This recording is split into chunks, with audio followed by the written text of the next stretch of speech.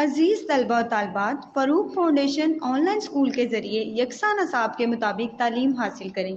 اگر ہماری ویڈیوز پسند آئیں تو چینل کو سبسکرائب کریں اور دوستوں کے ساتھ شیئر کریں اور بیل آئیکن کو لازمی دبائیں تاکہ آئندہ آنے والی تعلیمی ویڈیوز آپ حاصل کر سکیں۔ عزیز طلبہ، لہو اور قالین مرزا ادیب کا لکھا ہوا ایک ایسا ڈرامہ ہے جس کا مرکزی خیال یہ ہے کہ انسان جب دولت میں کھیلنے لگتا ہے تو سوسائٹی میں اپنا بھرم قائم رکھنے کے لیے نت نئے ہتھ کنڈے اختیار کرتا ہے۔ وہ ان لوگوں کو اپنی شہرت کی وجہ بناتا ہے جو غربت کی وجہ سے گمنامی کے اندھیروں میں پڑے ہوتے ہیں، مگر ان غریبوں کے اندر کا انسان بیدار ہوتا ہے۔ وہ یہ سمجھتے ہیں کہ ہماری ضرورتیں پوری ہو رہی ہیں، مگر ساتھ ساتھ ان کا فن اپنی موت آپ مار رہا ہوتا ہے۔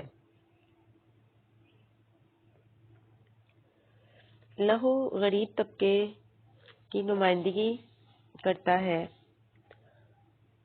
اور قالین کا لفظ امیر طبقے کی عکاسی کرتا ہے۔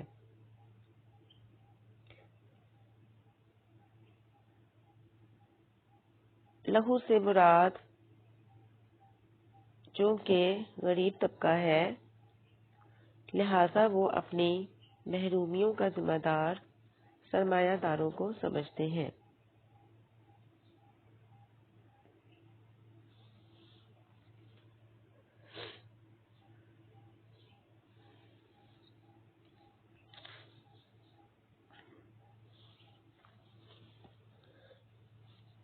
اس ڈرامے کو لکھنے والے مصنف مرزا ادیب کی تاریخ پیدائش 1914 ہے اور تاریخ وفات 1999 ہے۔ مرزا ادیب کا اصلی نام دلاور علی اور قلمی نام مرزا ادیب ہے۔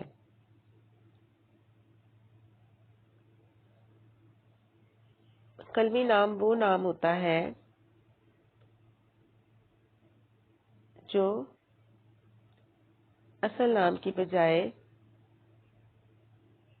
کوئی ادیب یا مصنف استعمال کرتا ہے۔ 1931 میں اسلامیہ ہائی اسکول بھاٹی گیٹ سے میٹرک کرنے کے بعد انہوں نے 1935 میں اسلامیہ کالج لاہور سے BA آنرز کیا۔ مرزا ادیب کی ادبی زندگی کا آغاز 1936 سے ہوا۔ اس زمانے میں اسلامیہ کالج لاہور میں بہت سی علمی اور ادبی شخصیتیں موجود تھیں جنہوں نے مرزا کے ادبی ذوق کو پروان چڑھانے میں معاونت کی۔ اسلامیہ کالج لاہور بہت سی علمی اور ادبی شخصیات کا چونکہ مرکز تھا، لہذا یہ تمام شخصیات مرزا ادیب کے قریب تھیں اور ان سے ان تمام شخصیات نے ان کے ادبی ذوق کو ابھارا۔ مرزا نے ابتدا میں شعر و شاعری کی طرف توجہ دی، مگر جلد ہی اسے ترک کر کے افسانہ اور ڈرامہ نگاری کی طرف آ گئے۔ چونکہ طبیعت میں میلان شعر و شاعری کا نہیں تھا، لہذا انہوں نے اسے کنارہ کشی کی اور افسانہ اور ڈرامہ نگاری کی طرف آئے۔ انہوں نے 1935 میں رسالہ ادب لطیف کی ادارت سنبھالی اور طویل عرصے تک اس سے وابستہ رہے۔ پھر ریڈیو پاکستان میں ملازم ہو گئے۔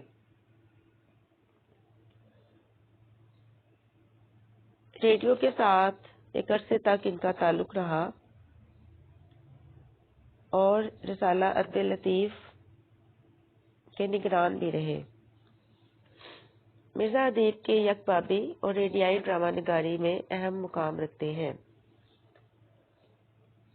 تقسیم ہند کے بعد اردو ادب میں یک بابی ڈرامے کو جو فروغ ملا اس میں مرزا ادیب نے اہم کردار ادا کیا۔ یک بابی ایسا ڈرامہ ہوتا ہے جو ایک ہی قسط پر یا ایک ہی باب پر مشتمل ہو۔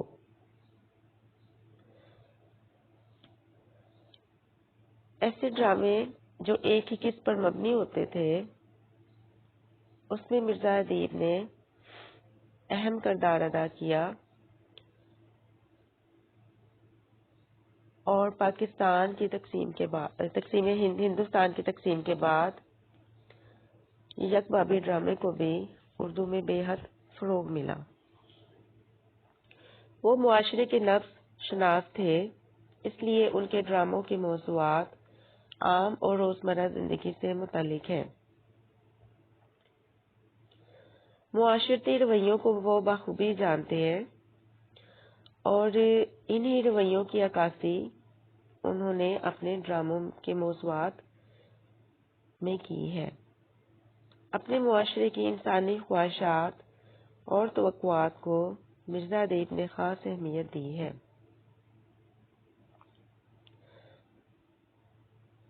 مرزا ادیب نے کردار نگاری کے سلسلے میں بھی گہرے مشاہدے، انمول بصیرت اور فنکارانہ گرفت سے کام لیا ہے۔ انہوں نے زندگی کے عام کرداروں کو ڈرامائی کرداروں کا درجہ دیا ہے۔ ہمارے معاشرے میں جو موجود کردار ہیں وہی کردار انہوں نے اپنے ڈراموں میں پیش کیے ہیں۔ ان کے مکالمے نہایت برجستہ، مختصر اور برمحل ہوتے ہیں۔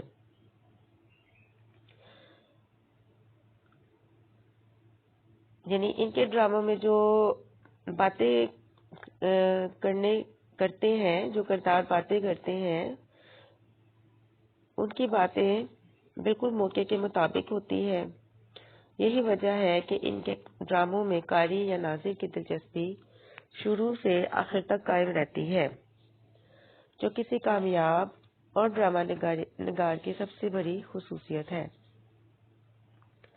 ان کے ڈراموں کے اہم مجموعوں کے نام یہ ہیں: آنسو اور ستارے، لہو اور قالین، ستون، فصیل شب، خاک نشین، پس پردہ اور شیشے کی دیوار۔ ان کے علاوہ صحرائے نورد کے خطوط،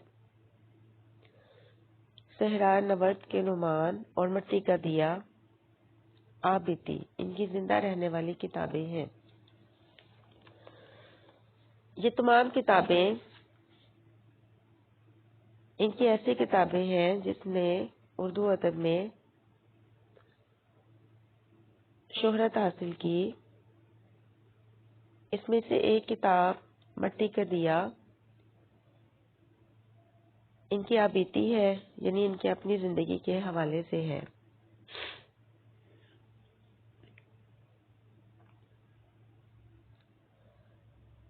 اب ہم اس سبق میں آنے والے مشکل الفاظ کی معنی دیکھتے ہیں۔ آویزاں، لٹکا ہوا، تحکم، حکم کرنا، تخلیقات، فن پارے، زمین بوس، سجدہ کرنا، گرنا، شب بیداری، رات بھر جاگنا، قدر و منزلت، مقام اور مرتبہ، کلاش، مفلس یعنی غریب، مزین، آراستہ، سجایا ہوا، معمہ، پوشیدہ بات یا پہیلی، ایسی بات جس میں الجھن شامل ہو، ملائمت، نرمی،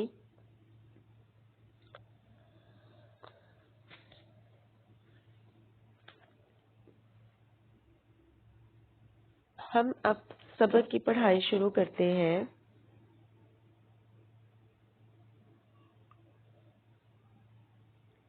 اس سبق میں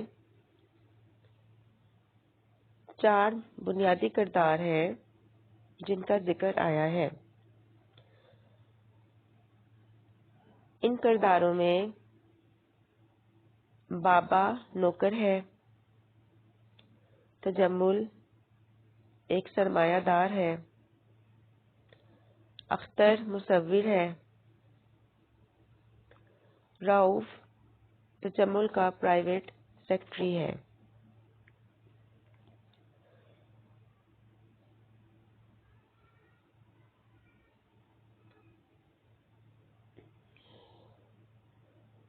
جس طرح ایک سٹیج ڈرامہ ہوتا ہے اسی طرح کا منظر اس سبق میں پیش کیا گیا ہے۔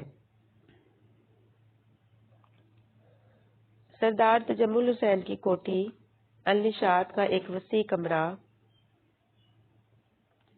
یہ کمرہ اختر اسٹوڈیو کے طور پر استعمال کرتا ہے۔ نہایت اعلیٰ فرنیچر سے آراستہ، فرش پر قالین، دیواروں پر مشہور مصوروں کے شاہکار، ایک طرف ریڈیو سیٹ، کچھ فاصلے پر صوفہ سیٹ اور کرسیاں، شمالی دیوار کے ساتھ لگی ہوئی دونوں الماریوں میں مجلد کتابیں۔ مجلد کتابوں سے مراد ایسی کتابیں جن پر جلد چڑھائی جاتی ہے یا کور چڑھایا گیا ہو۔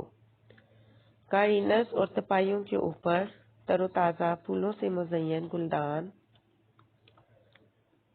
دروازے اور کھڑکیوں پر ریشمی پردے، وسط میں ایزل پر کینوس جو ابھی تک سادہ اور صاف ہے۔ قریب ایک تپائی پر رنگوں کے ڈبے، چینی کی چھوٹی چھوٹی پیالیاں، طرح طرح کے قلم اور مصوری کا دوسرا سامان۔ گرمیوں کے ابتدائی زمانے کی ایک صبح روشن رانوں میں سے دھوپ اندر آ رہی ہے۔ جب پردہ اٹھتا ہے تو بابا جھارن سے کمرے کی چیزیں صاف کرتا ہوا دکھائی دیتا ہے۔ وہ 4 لمحوں کے بعد تجمل آتا ہے۔ تجمل کی عمر 40 اور 45 کے درمیان ہوگی۔ صحت نہایت اچھی، جسم پر قیمتی سوٹ۔ تجمل چونکہ ایک سرمایہ دار ہے، امیر طبقے سے تعلق رکھتا ہے، اور جیسا کہ سبق کے عنوان سے ظاہر ہے لہو اور قالین، تو اس سبق میں جو لفظ قالین آیا ہے وہ بنیادی طور پر اسی سرمایہ دار تجمل کی طرف اشارہ کرتا ہے۔ تجمل: یہ اختر کہاں ہے بابا؟ بابا: ادھر باغ میں ہے سرکار۔ تجمل: ابھی تک باغ میں، وہاں کیا کر رہے ہیں؟ بابا: ٹہل رہے ہیں، میں نے کہا بھی ناشتہ تیار ہے، اندر آ جائیں، مگر انہوں نے تو مجھے جھڑک دیا۔ ابھی تک دھوپ میں ٹہل رہے ہیں۔ رات سرکار: یہ دیکھیے بریکٹ میں لکھا ہوا ہے کہ خاموش ہو جاتا۔ اس سبق میں جتنی بھی تحریر بریکٹ میں لکھی ہوئی آئی ہے وہ ان حرکات کو ظاہر کرتی ہے جو ایک کردار سٹیج ڈرامے میں پیش کرتا ہے۔ یعنی بابا یہ کہہ کر خاموش ہو جاتا ہے، رات सरकार।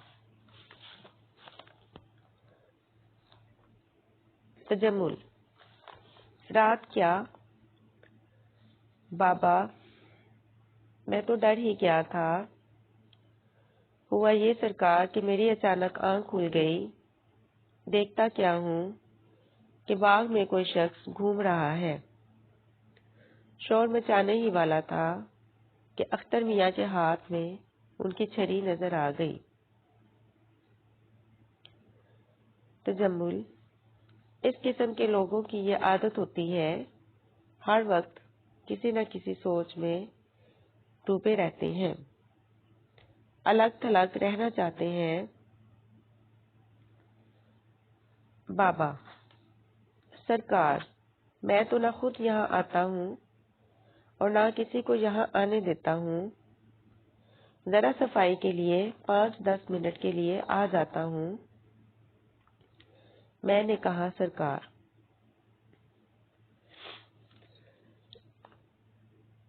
आपने ये जो ऊपर मंजर पड़ा है, ये एक ऐसे कमरे का मंजर था जो एक मुसव्विर का कमरा है।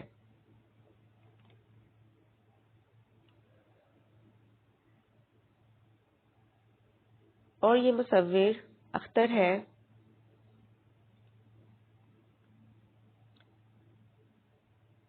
चूंकि अख्तर एक सरमायादाराना किरदार तजम्मुल के घर में रहता है, लिहाजा तजम्मुल अख्तर के कमरे में उससे बात करने के लिए आया हुआ है।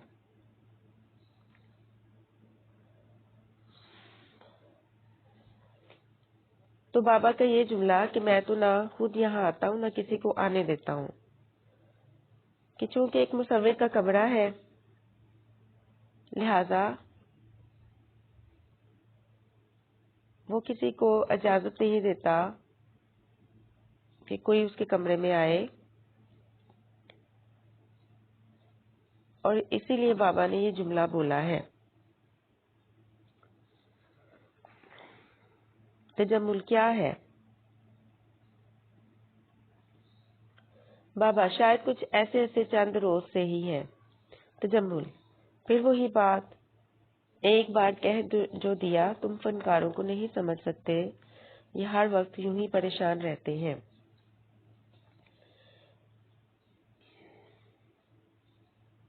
ये किरदार तजम्मुल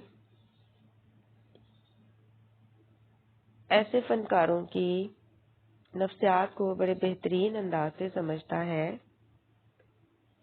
इसीलिए उसने ये भी बात की कि इस किस्म के लोगों की ये आदत होती है कि वो किसी न किसी सोच में डूबे ही रहते हैं।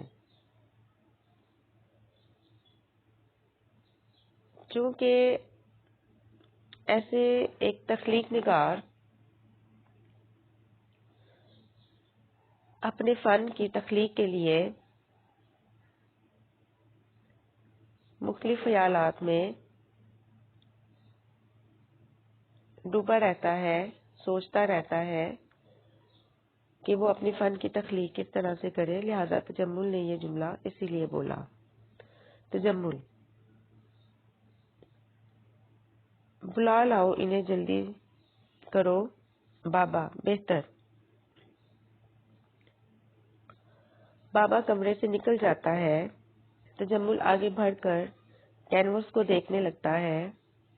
अख्तर आता है, उदेर उम्र का शख्स, सर के बाल बिखरे हुए, आंखें शब बेदारी की वजह से सुर्ख, लिबास पजामा और कमीज, आस्तीनें चढ़ी हुई, आंखों के गिर्द हल्के ज्यादा नुमाया। अख्तर की उम्र 50 साल के लगभग है। अख्तर की उम्र उधेर उम्र है, यानी उसकी उम्र तजम्मुल हुसैन से ज्यादा है, और उसके सर के बाल जो है वो बिखरे हुए हैं, आंखें रात को ना सोने की वजह से सुर्ख होती जा रही हैं, और उसने जो लिबास पहना हुआ है वो पजामा और कमीज है جس کی آستینیں اوپر کی ہوئی ہیں، آنکھوں کے گرد رات نہ سونے کی وجہ سے ہلکے نمایاں ہے۔ یہ اختر کا حلیہ بیان کیا گیا ہے۔ اختر تجمل کی طرف دیکھے بغیر کہیے تجمل۔ بڑی دیر تک ٹہلتے رہے ہو آج؟ اختر جی ہاں۔ تجمل ایک بہت بڑی خوشخبری سنانے آیا ہوں میں۔ ابھی میرے ایک دوست نے فون کیا ہے، ججوں نے تمہاری تصویر کو اول انعام کا مستحق قرار دیا ہے۔ میں نے تفصیل معلوم کرنے کے لیے رؤف کو بھیجا ہے، ابھی آ جائے گا۔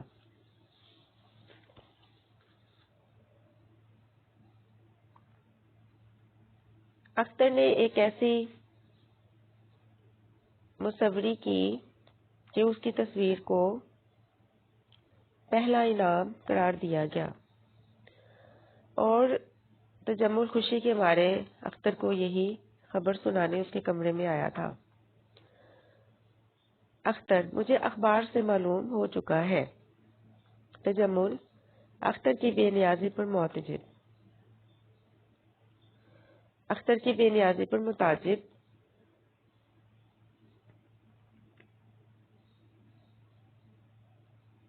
اس کا مطلب ہے کہ اس کو اختر کے رویے پر بہت حیرانی ہوئی، چونکہ اختر لاپرواہی کا اظہار کر رہا ہے۔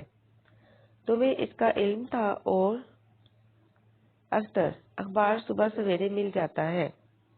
تجمل تمہیں یہ خبر سن کر اتنی خوشی نہیں ہوئی جتنی ہونی چاہیے تھی۔ میرا خیال ہے یہ تمہارا بہت بڑا کارنامہ ہے۔ اختر خاموش ہے۔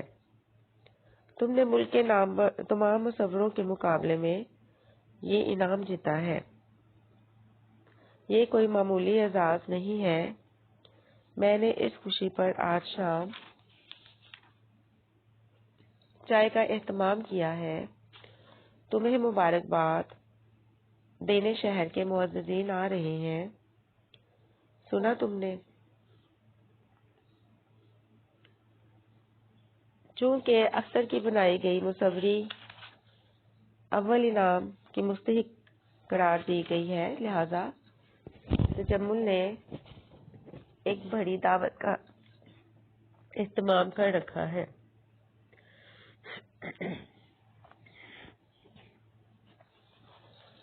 اس میں شہر کے جو اعلیٰ افراد ہیں وہ تجمل کے گھر اختر کو مبارکباد دینے آ رہے ہیں۔ اختر خاموش ہے۔ تجمل کیا کہا؟ اختر کچھ نہیں۔ تجمل کچھ نہیں۔ اختر کے چہرے کو غور سے دیکھ کر شاید بابا نے غلط نہیں کہا تھا۔ معلوم ہے اس نے کیا کہا تھا؟ اختر جی نہیں۔ تجمل اس نے کہا تھا مسکرا کر، ہمارے مصور کے ساتھ کچھ گڑبڑ ہے۔ ان دنوں تمہارا کیا خیال ہے اپنا؟ اختر صحیح کہا تھا اس نے۔ تجمل یعنی کہ اختر یہی کہ یہاں سے رخصت ہونا چاہتا ہوں۔ تجمل کیا کہا؟ لہجے میں حیرت۔ رخصت ہونے کی ضرورت؟ اختر میرا دل چاہتا ہے۔ تجمل کوئی شکایت، کوئی تکلیف؟ اختر کوئی شکایت نہیں۔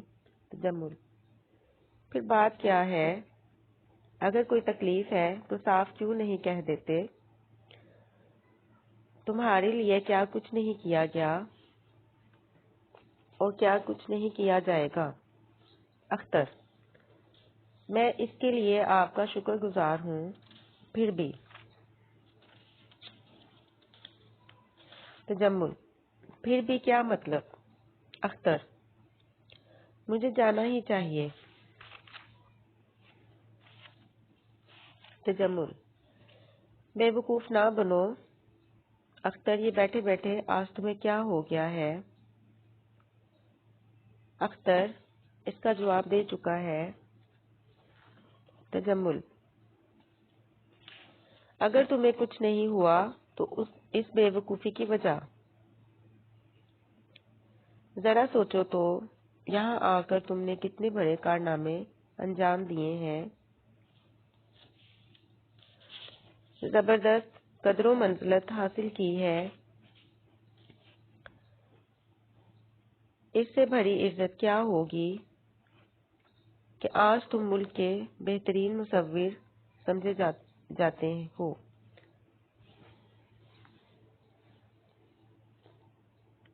اور کیا چاہیے تمہیں؟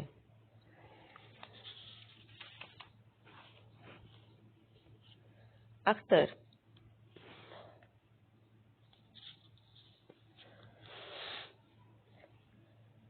اختر چونکہ غریب مصور ہے اور وہ تصاویر بنا کر بیچا کرتا تھا.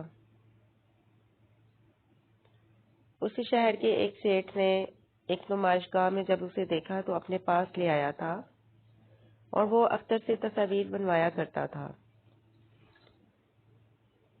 اس کے عوض وہ اختر کو رقم دیتا تھا. رقم کے علاوہ بھی اختر کو بہت ساری سہولتیں میسر تھیں. سیٹھ تجمل نے اختر کو اپنی کوٹھی کا ایک کمرہ دے رکھا تھا.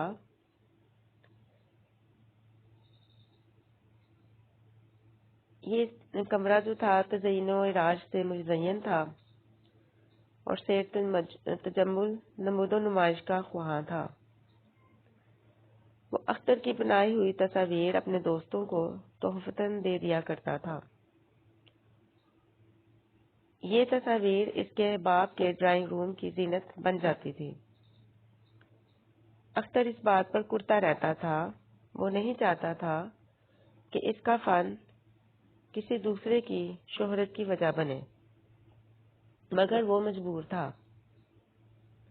روپیہ پیسہ نہ ہونے کی وجہ سے وہ سیٹھ تجمل کے پاس رہ رہا تھا، مگر آج وہ سیٹھ تجمل سے رخصت ہونا چاہتا تھا،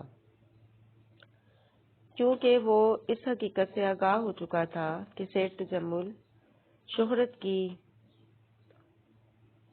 بلندی پر پہنچنے کے لیے اسے اپنی سیڑھی بنا رہا ہے. تو اختر کی اداسی کی وجہ بنیادی طور پر یہی ہے. اس لیے آپ ان مکالموں میں دیکھ سکتے ہیں کہ وہ نہایت مختصر انداز سے سیٹھ تجمل کی باتوں کے جوابات دے رہا ہے.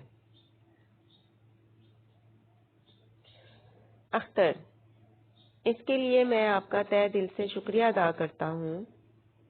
تجمل: مجھے شکریہ کی ضرورت نہیں. صاف صاف بتاؤ تمہیں تکلیف ہے، کس چیز کی کمی محسوس ہوتی ہے اور کیا چاہیے تمہیں؟ اختر: مجھے کچھ نہیں چاہیے، رخصت ہونے کی اجازت دیجیے.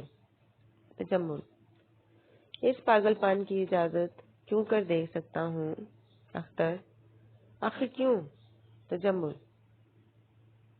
اس کی وجہ تم نہیں جانتے کیا؟ اختر خاموش رہتا ہے.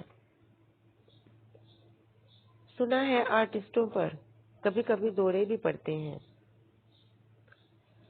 آرٹسٹ چونکہ اختر ہے، ایک تخلیق کار ہے، لہذا آرٹسٹ کا لفظ اختر کے لیے استعمال کیا گیا ہے. شاید اختر کی طرف مسکرا کر دیکھتا ہے. اختر کا چہرہ بدستور سنجیدہ ہے، یعنی وہ اس کے چہرے پر مسلسل سنجیدگی دکھائی دے رہی ہے. کچھ اس قسم کی بات معلوم ہوتی ہے. اختر: مجھے مجبور نہ کیجیے. تجمل: کیا حماقت ہے. ایک شخص کو دلدل سے نکالا جاتا ہے اور جب وہ کامیاب ہو جاتا ہے تو پھر اسی دلدل میں چھلانگ لگانے پر آمادہ ہو جاتا ہے. اختر: میرے فن کی بہتری اسی میں یہ ہے کہ یہاں سے چلا جاؤں.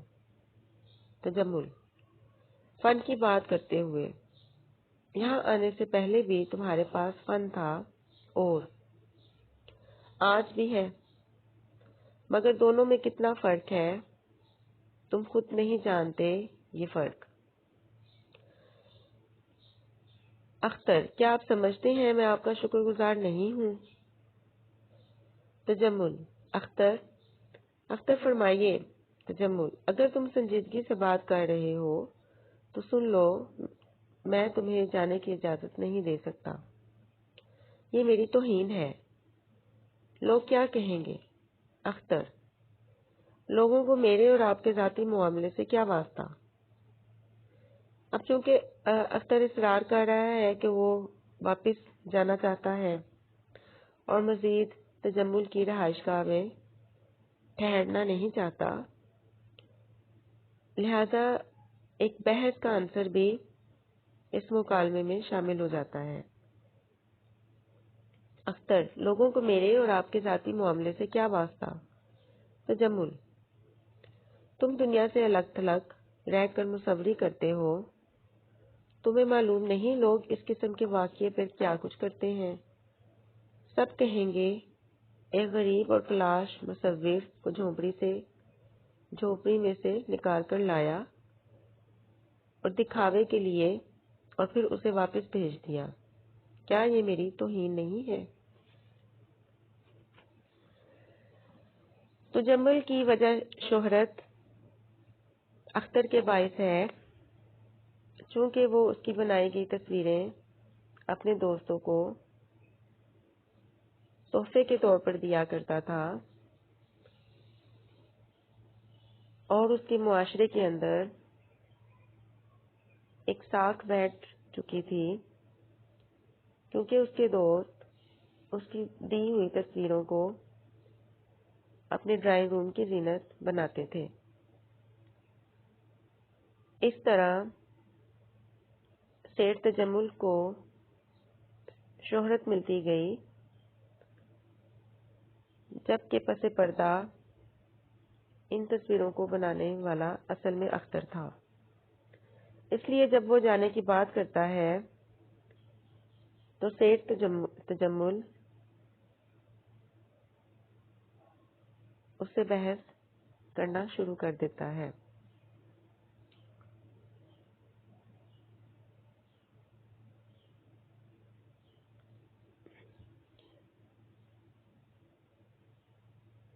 کل ہم اس سبق کا دوسرا حصہ پڑھیں گے۔